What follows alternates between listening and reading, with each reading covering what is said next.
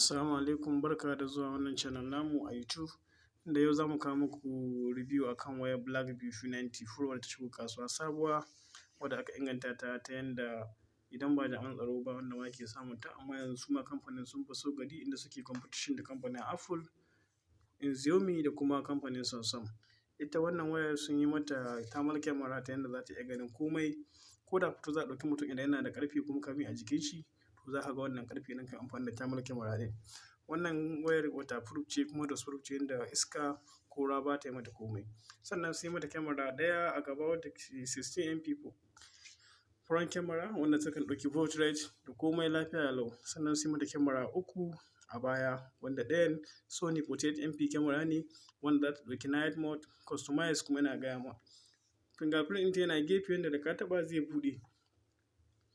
Sannan ita wannan camera sun yi mata screen 6.3 inches, battery 6580 mAh, ta yanda ko game kake yi ba za ka yi saurin ƙone battery da wuri ba. 6 GB ROM, 128 GB ROM, komai da ka da cika waya da komai ba za ka iya cika ta ba. Wannan wayar sun yi ta ne ta yanda ko da ta faɗi, ba su yi mata yanda za ka sa mata anti break ba, saboda ba za ta fashe ba. Ko da ta faɗo ko mota ta take ta ko kuma wani ƙarfe ka buga ta gare shi, ko ta faɗo saman tsauni ne ko ruwa ta faɗa ba za ta yi komai ba. Saboda wannan wayar sun inganta ta sosai. Wannan kamfanin ba ƙaramin kamfani ba ne, yana cikin lokaci yanzu, sannan suna abubuwa masu inganci masu quality. Ku sharing bidiyon mu ga 'yan uwanku domin su san cewa yanzu wannan kamfanin yana competition da manyan kamfuna. Wannan shi ne hoton da aka ɗauka da wannan wayar domin a nuna ingancin camera ɗinta. Ka gan su lafiya ƙalau.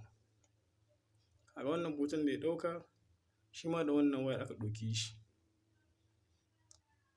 Ku danna subscribe sannan ku taɓa ƙararrawa domin samun sababbin bidiyo idan mun ɗora. Kai sharing zuwa ga abokai da 'yan uwa domin su ma su san abin da za su saya a kasuwa.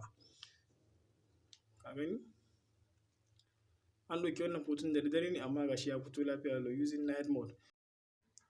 A wannan channel mukan ɗora bidiyo akan yadda za ka samu kuɗi online, da kuma yadda za ka yi kasuwanci online, da kuma yadda za ka san abubuwan da suka fito masu inganci ne kuma marasa inganci.